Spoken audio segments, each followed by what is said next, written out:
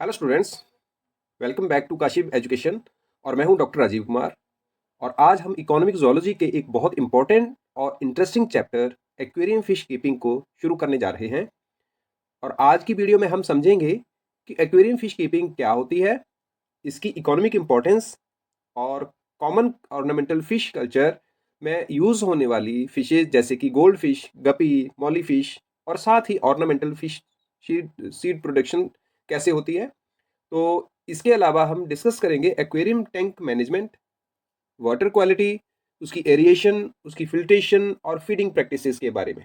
और साथ में हम फिशिंग के जो क्राफ्ट्स और गियर्स होते हैं जैसे कि नेट हो गए, हुक्स हो गए, ट्रैप्स हो गए, तो इनके बारे में हम डिस्कस करेंगे। तो ये टॉपिक जो है वो बीएससी स्टूडेंट्स के लिए जिनके पास जोलॉजी है और उस इकोनॉमिक जोलॉजी है उनके लिए बहुत इंपॉर्टेंट है, और ऐसे लोगों के लिए भी जो ऑर्नामेंटल फिश कल्चर में मतलब इंटरेस्ट रखते हैं, उनका हॉबी है, तो उनकी इन्फॉर्मेशन के लिए भी काफ़ी यूज़फुल होने वाला है ये। सो स्टूडेंट्स, वीडियो को एंड तक जरूर देखिए, और साथ में अगर कोई आपके क्वेरी आती है, कोई डाउट आता है, तो कमेंट सेक्शन में जरूर पूछिए। तो let us begin today's chapter, that is aquarium fish keeping. Fish keeping जो है वो इकोनॉमिक जोलॉजी की वो ब्रांच है which deals with the maintenance, breeding, culture and trade off the ornamental fishes. मतलब जो सजावटी फिशेस हैं उनसे रिलेटेड जो भी, चाहे वो मेंटेनेंस हो, ब्रीडिंग हो, कल्चर हो, ट्रेड हो, उस प्रैक्टिस को, उस सब्जेक्ट को हम एक्वेरियम फिश कीपिंग कहते हैं। और ये साइंटिफिक हॉबी भी हो सकता है किसी का, या फिर वो उसका कमर्शियल पर्पस भी हो सकता है। तो एक्वेरियम फिश कीपिंग जो है वो बहुत इंपॉर्टेंट है इसलिए। तो अगर हम इसको कहाँ प्रैक्टिस किया जाता है, तो इसके लिए ग्लास टैंक्स भी हो सकते हैं, पॉन्ड्स भी हो सकते हैं, या आर्टिफिशियल सिस्टम भी हो सकते हैं, दैट में बी पॉन्ड्स, लेक्स और एक्वेरियम। तो ये वर्ल्ड वाइड जो है वो काफ़ी पॉपुलर है, इसकी अपनी एस्थेटिक वैल्यू के लिए, रिक्रिएशनल वैल्यू के लिए और इकोनॉमिक वैल्यू के लिए। तो यहाँ पे हम इमेज में देख पा रहे हैं कि एक एक्वेरियम में जो कितनी ब्यूटीफुल फिशेज जो है वो यहाँ पे फ्लोट कर रही है। तो इनके अलग अलग टाइप्स के बारे में आगे हम डिस्कस करेंगे। अगर हम इंडिया में देखें तो जो ऑर्नामेंटल फिश कल्चर है वो ग्रोइंग इंडस्ट्री बनती जा रही है, और ये लोगों को काफ़ी एम्प्लॉयमेंट प्रोवाइड कर रही है, और चाहे वो डोमेस्टिक सेल्स हो, चाहे वो एक्सपोर्ट्स हो। तो अगर कोई एक्वेरियम जो है वो बनाना चाहता है अपना और उसकी इंटरेस्ट है, तो उसको ये नॉलेज होना बहुत ज़रूरी है, जैसे कि जो फिश की कौन कौन सी स्पीसीज होती हैं, जो ऑर्नामेंटल होती हैं, टैंक का सेटअप कैसे होता है, फीडिंग मैनेजमेंट कैसे है उनकी, पानी की कैसी क्वालिटी होनी चाहिए, डिजीजेस कैसे कैसे होते हैं फिशेस को, कौन कौन से हो सकते हैं, और जो फिश को कैप्चर और ट्रांसपोर्ट कैसे किया जाता है। तो इन सारी चीज़ों का पता होना बहुत ज़रूरी है अगर आप एक्वेरियम मेंटेन कर रहे हो तो।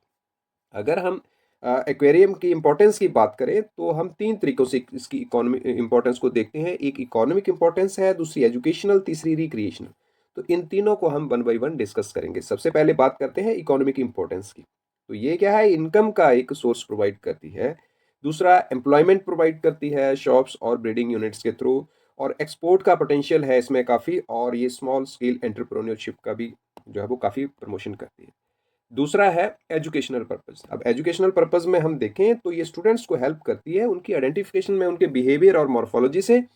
और प्रैक्टिकल एस्पेक्ट भी है इसका, लैब्स में यूज़ होती हैं ये। और दूसरा है ये एक्वेटिक इकोसिस्टम की जो है वो एक इकोसिस्टम की समझ को बनाती है कैंडिडेट की, किसी की। क्योंकि जब हम एक्वेरियम रखते हैं तो वो अपने आप में एक मिनी इकोसिस्टम होता है। एक्वेटिक इकोसिस्टम की, एक मछली पालने के लिए हम उसकी वो सारी ज़रूरतें पूरी करते हैं जो उसको बायोटिक और नॉन बायोटिक सोर्सेज चाहिए होते हैं। फिर तीसरा है रिक्रिएशनल इंपॉर्टेंस है, मतलब ये हॉबी भी हो सकता है किसी का, और ये मेंटल रिलैक्सेशन थेरेपी भी हो सकती है, स्ट्रेस रिलीफ थेरेपी भी हो सकती है, और होम और ऑफिस की जो एस्थेटिक्स है, ब्यूटिफिकेशन है, ये उसको भी बढ़ाती है। तो अगर हम इसकी कॉमन फिश टाइप्स की बात करें, कौन कौन सी वेराइटीज़ जो हैं इसमें यूज़ की जाती हैं, तो यहाँ पे बड़ी सारी वेराइटीज़ हैं। वो उनका जो है वो, चाहे वो कलर वाइज अट्रैक्टिव हों, शेप उनकी, साइज़ भी हो सकता है, उनकी जो बिहेवियर के बेसिस पे भी, अडेप्टेबिलिटी के बेसिस पे हम उनको एक्वेरियम में पालते हैं। तो सबसे पहले हम एग्जांपल लेते हैं गोल्ड फिश का, जिसके कैरेसियस ऑरिटस साइंटिफिक नेम है। और गोल्ड मतलब इसका काफ़ी ब्राइट कलर होता है, गोल्डन कलर होता है, और ऑरेंज कलर, मतलब अलग अलग पैटर्न्स में पाई जाती है ये। तो अगर हम इसकी वैराइटीज़ की बात करें तो कॉमन गोल्ड फिश हो सकती है, फैंटेल हो सकती है, ब्लैक मूर है, लाइन हेड है। तो ये कुछ पॉपुलर जो है इसकी वैराइटीज़ हैं। और करैक्टर्स की बात करें तो ब्राइट ऑरेंज कलर होता है, गोल्डन कलर होता है, हार्डी होती हैं और ईज़ी टू मेंटेन होती हैं ये, और बिगिनर्स के लिए बहुत अच्छी हैं कि ज़्यादा परेशान नहीं करती, ईज़िली हम इनको रियर कर सकते हैं। फिर बात करते हैं हम गप्पी की, तो गप्पी का साइंटिफिक नेम है पॉइसीलिया रेटिकुलेटा। पॉइसीलिया रेटिकुलेटा जो है, ये कलरफुल है और लाइव वेयरिंग है। तो लाइव वेयरिंग का मतलब क्या होता है? इसका मतलब है कि वो अपने एग्स को डायरेक्टली बाहर पानी में ले नहीं करती, वो अपने जो एग्स है उनको रिटेन करती है अपनी बॉडी के अंदर, और फिर जो है वो लाइव यंग वंस को बर्थ देती है। तो ये फ्री स्विमिंग यंग्स होते हैं, और इसी वजह से ये वाली फिश जो है वो काफ़ी प्राइज्ड रहती है, इसका काफ़ी अच्छा जो है वो प्राइस मिलता है, जो इनको रियर करते हैं और सेल करते हैं। तो इसके क्या करैक्टर है? इसके करैक्टर है ब्राइट कलर होते हैं, अट्रैक्टिव टेल फिन होता है इनका, और ईज़ी टू ब्रीड होता है, और suitable for the small tanks. तो छोटे टैंक्स में इनको पालना ज़्यादा आसान होता है। फिर हम बात करते हैं मौली की। मौली का नाम है पोइसीलिया स्फेनोप्स। तो ये क्या है? ये काफ़ी पीसफुल होती है और ईज़ी टू मेंटेन होती है एज़ ऑर्नामेंटल फिश, और इसका कलर जो है वो ब्लैक, व्हाइट, ऑरेंज वैरायटी में हो सकता है, और ये भी लाइव वीरर है। मतलब ये भी अपने बच्चों को अपने जो एग्स हैं उनको पालती है, और जब वो हैच हो जाते हैं तो उनको रिलीज़ करती है। So it is also easy to culture, और काफ़ी ब्यूटीफुल लगती है ये भी देखने में डार्क कलर की वजह से। फिर है स्वॉर्ड टेल। तो स्वॉर्ड टेल का नाम, साइंटिफिक नाम है ज़िफोफोरस हेलेरी। तो इसका जो टेल फिन है वो काफ़ी लंबा होता है मेल के केस में। तो इसीलिए ये स्वॉर्ड के जैसे देखने को हमें लगता है, तो इसको स्वॉर्ड टेल फिश कहा जाता है, और ये सिर्फ़ मेल के केस में ऐसा फिन होता है, फीमेल में नहीं होता। फिर है एंजल फिश। अब एंजल फिश जो है, उसका नाम है टेरोफाइलम स्केलेरी। तो ये जो है, ये भी काफ़ी ब्यूटीफुल होती है देखने में, और इसके जो फिन्स हैं वो काफ़ी बड़े होते हैं बॉडी के साइज़ के कंपैरिजन, तो काफ़ी अट्रैक्टिव लगती है ये। और इसकी शेप जो है वो ट्रायंगुलर होती है बॉडी शेप, और काफ़ी स्विमिंग में ग्रेसफुल लगती है स्विम करते हुए, क्योंकि फिन्स बड़े हैं तो अच्छा लगता है वो देखने में, और अट्रैक्टिव फिन्स होते हैं ये। फिर उसके बाद बात करते हैं गोरेमी की। तो गोरेमी एक अकेले एक स्पीसीज़ नहीं है, ये बड़ी सारी मल्टीपल स्पीसीज़ हैं इस ग्रुप में। पर हम यहाँ पे एक की बात कर रहे हैं जिसको ऑस्प्रोनेमस है, ऑस्प्रोनेमस स्पीसीज है। तो ये भी काफ़ी ब्राइट कलर्स होते हैं इसकी बॉडी के ऊपर, और इसकी कुछ वेराइटीज़ की बात करें तो पर्ल गोरेमी है, ड्वार्फ गोरेमी है, किसिंग गोरेमी है। तो ये अलग अलग वेराइटीज़ हैं इस फिश की। और अब हम बात करते हैं कि जो टैंक है एक्वेरियम का, उसकी मैनेजमेंट कैसे की जाती है। तो सबसे पहली बात तो ये कि टैंक कैसा होना चाहिए, कैसा होता है।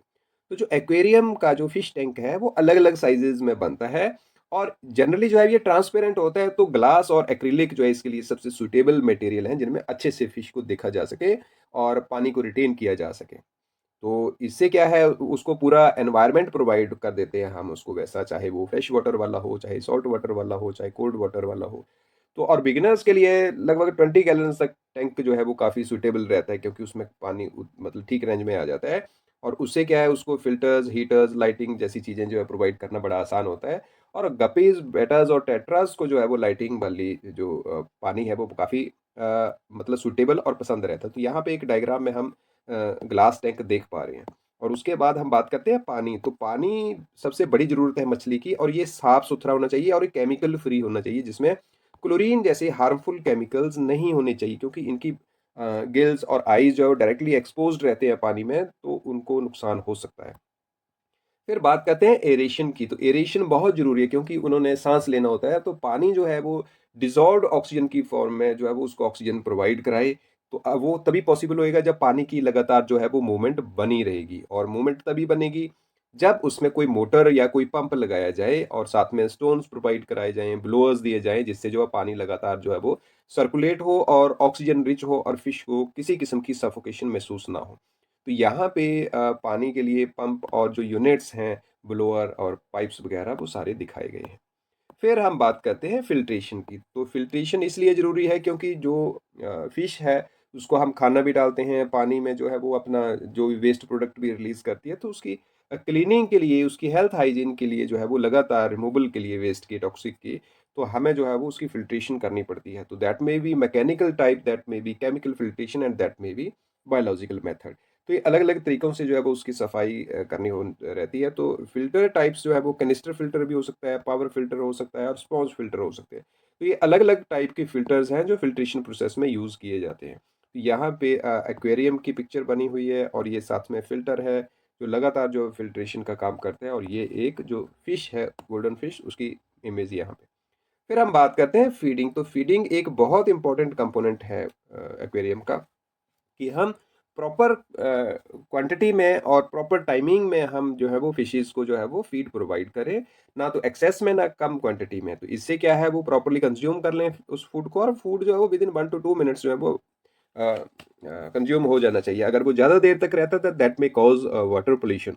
और ओवर फीडिंग से मतलब एक कॉमन मिस्टेक करते हैं लोग कि ज़्यादा से ज़्यादा फीड डाल देंगे, वो फिर अगर उन्हें कहीं आगे पीछे आना जाना हो तो उनको ये होता है कि हम पहले ही फीड डाल दें, तो वो क्या है, वो कंटेमिनेशन और इन्फेक्शन जो है वो उसमें स्प्रेड करेगी।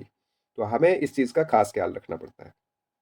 अब जो बड़े किस्म की जो फीड जो है वो अवेलेबल है, दैट में be in the form of flakes, granules, frozen food भी हो सकते हैं। तो ये प्रॉपर न्यूट्रिशन जो है वो फिशेज की पता होनी चाहिए।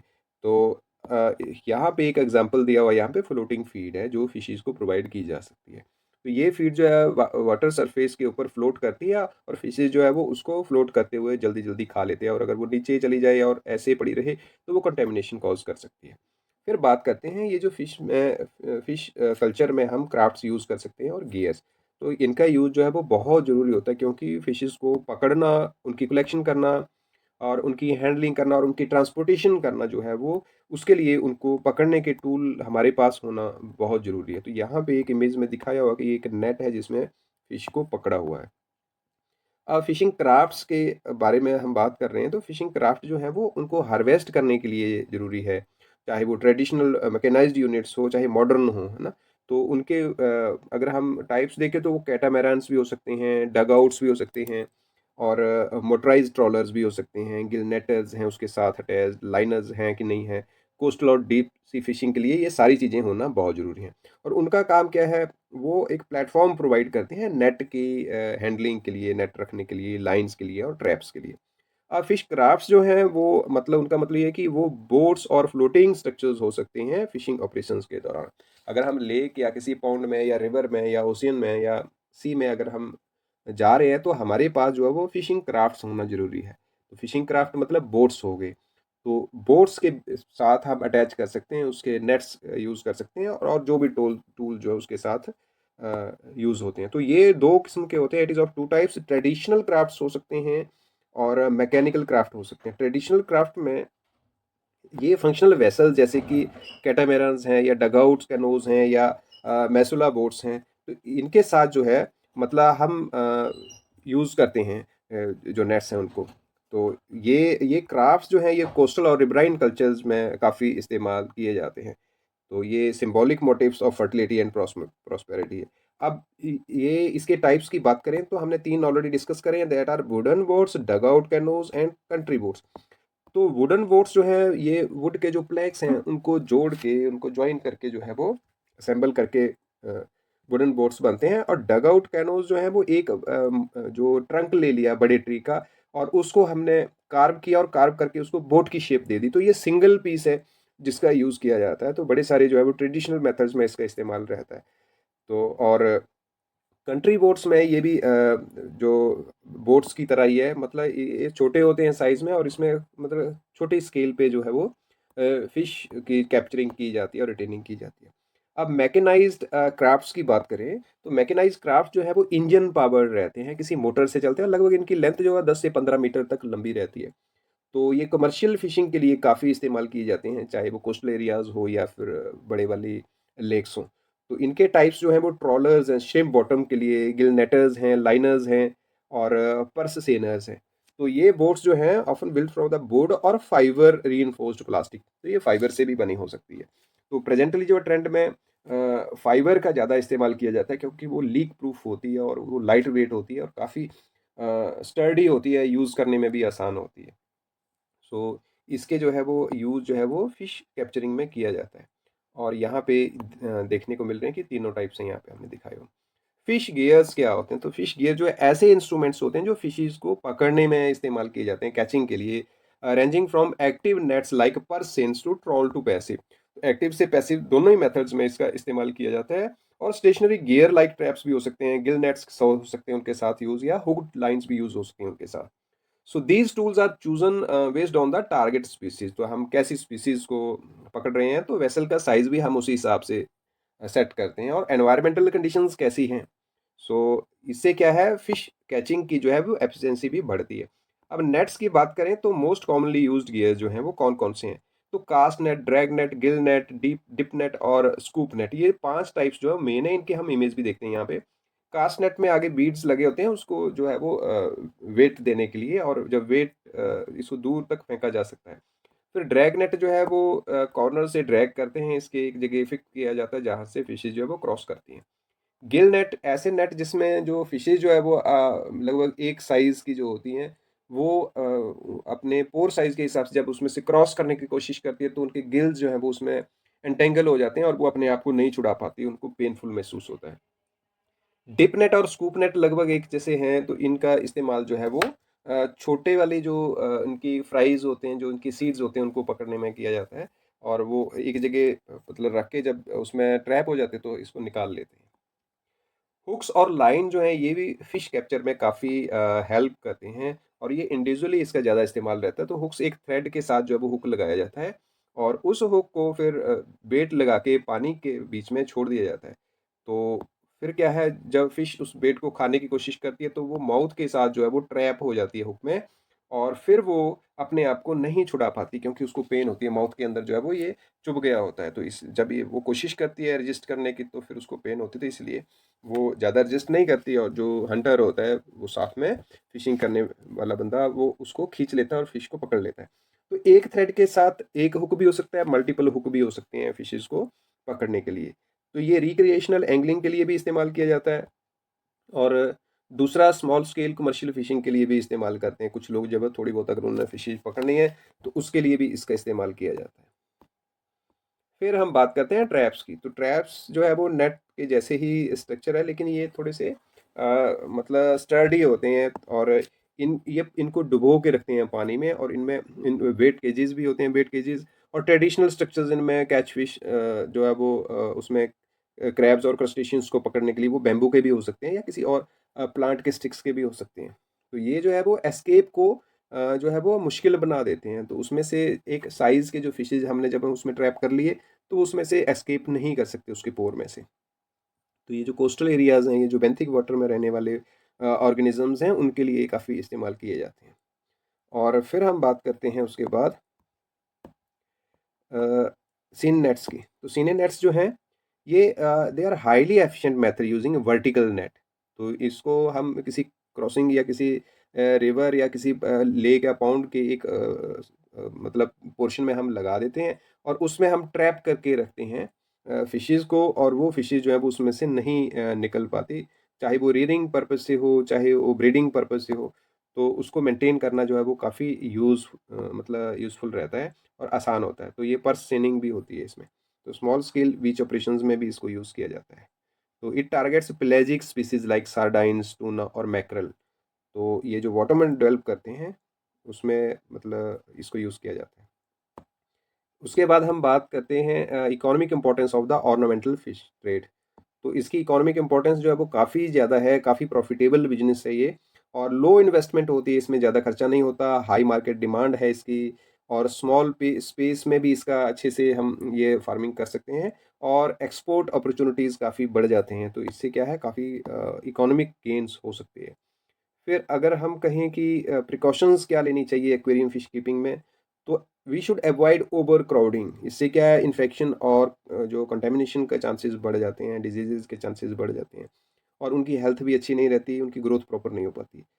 पानी का पीएच जो है वो मेंटेन रहना चाहिए प्रॉपर, उनकी जो लाइफ हैबिट के हिसाब से, और रेगुलर क्लीनिंग होती रहनी चाहिए जो एक्वेरियम है उसकी, और प्रिवेंट ओवर फीडिंग। इससे क्या, ओवर फीडिंग कराएंगे तो वो अच्छे से नहीं खाएंगे, और फिर उसमें पानी में कंटेमिनेशन बढ़ेगी। क्वारंटाइन डिजीज फिशेज, तो जो फिशेज जो हैं वो डिजीज्ड हो गई हैं, उनको हमें सेपरेट कर देना चाहिए, निकाल लेना चाहिए, ताकि बीमारी औरों में ना फैल जाए। तो थोड़ा सा इसका कंक्लूजन कर देते हैं हम कि जो एक्वेरियम फिश कीपिंग है वो बड़ी इंपॉर्टेंट है इकोनॉमिक जोलॉजी का पॉइंट ऑफ व्यू से, और एजुकेशनल पॉइंट ऑफ व्यू से, एस्थेटिक पॉइंट ऑफ व्यू से, और कमर्शियल सिग्निफिकेंस।